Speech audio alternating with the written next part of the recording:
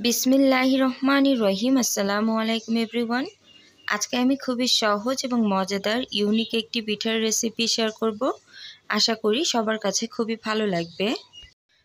তো আমি আপনাদেরকে অনুরোধ করব এই পিঠাটি একবার হলো বাসায় ট্রাই করবেন। আশা করি আপনাদের পরিবারের ছোট থেকে বড় সবাই অনেক বেশি পছন্দ করবে। তো আমার চ্যানেলে আরও বিভিন্ন ধরনের রেসিপি দেওয়া আছে, চাইলে ঘুরে আসতে পারেন, আশা করি ভালো লাগবে। তো আর কথা না বাড়িয়ে চলে যাচ্ছি মূল রেসিপিতে। তবে মূল রেসিপি শুরু করার আগে অনুরোধ করব ভিডিওটি লাইক দিয়ে কন্টিনিউ করার জন্য। পিঠা তৈরি করার জন্য আমি একটি মিক্সিং বোলের মধ্যে নিয়ে নিচ্ছি প্রথমেই একটি ডিম। এখানে অবশ্যই নর্মাল তাপমাত্রায় থাকা ডিম ব্যবহার করতে হবে।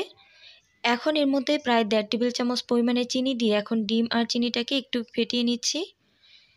যখন চিনিটা খুব ভালোভাবে গলে যাবে ঠিক ওই মুহূর্তে এই ফেটানোটাকে বন্ধ করে এর মধ্যে দিয়ে দিব গুড়।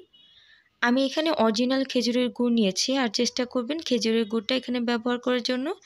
এতে করে পিঠার টেস্ট অনেক ভালো আসবে, খুব সুন্দর একটা ফ্লেভার বের হবে। গুড়ের মধ্যে আমি সামান্য পরিমাণে পানি দিয়ে এরপর গুড়টাকে জাল করে এরপর এটাকে ঠান্ডা করে নিয়েছি, আর তারপর কিন্তু এটাকে আমি এখানে ব্যবহার করছি। এতে করে গুড়টা কিন্তু খুব সহজেই মিক্স করা যাবে। এখন এর মধ্যে দিয়ে দিচ্ছি প্রায় 1.5 কাপ পরিমাণে ময়দা। অবশ্যই এখানে ময়দাটাকেই ব্যবহার করতে হবে, আটা ব্যবহার করা যাবে না।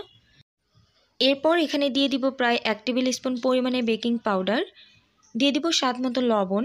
মিষ্টি খাবারের মধ্যে সামান্য লবণ ব্যবহার করলে এতে টেস্ট ভালো আসে।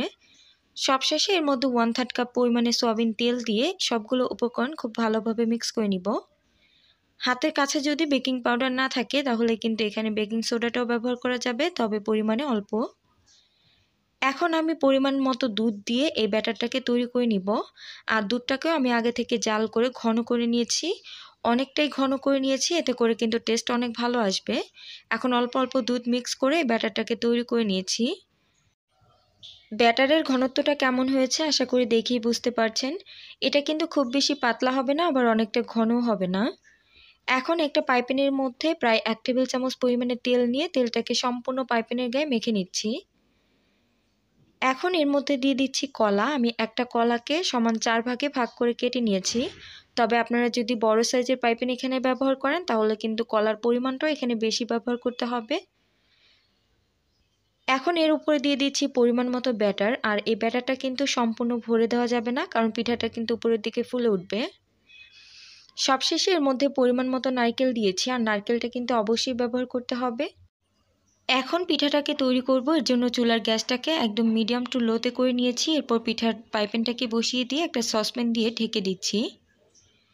চুলার গ্যাসটাকে কিছুক্ষণ পর একদম লোতে করে প্রায় অপেক্ষা করব 20 মিনিটের মতো।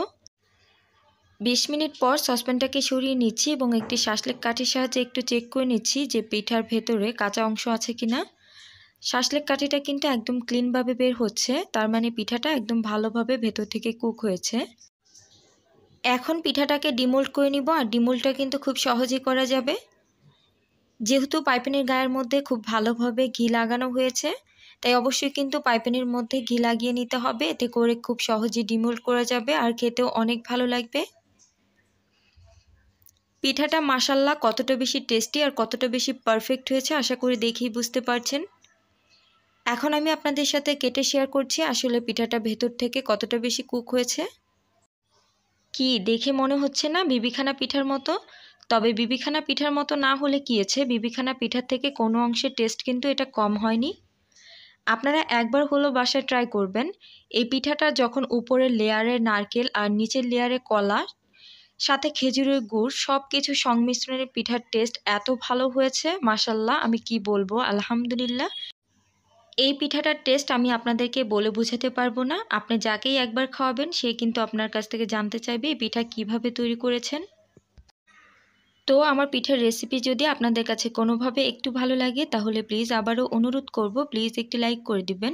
চাইলে আমার চ্যানেলটিকে সাবস্ক্রাইব করে পাশে থাকা বেল আইকনের অল অপশনে ক্লিক করে দিতে পারেন। এতে করে আমি যখনই ভিডিও আপলোড করব সাথে সাথে আপনার ফোনে নোটিফিকেশন চলে যাবে।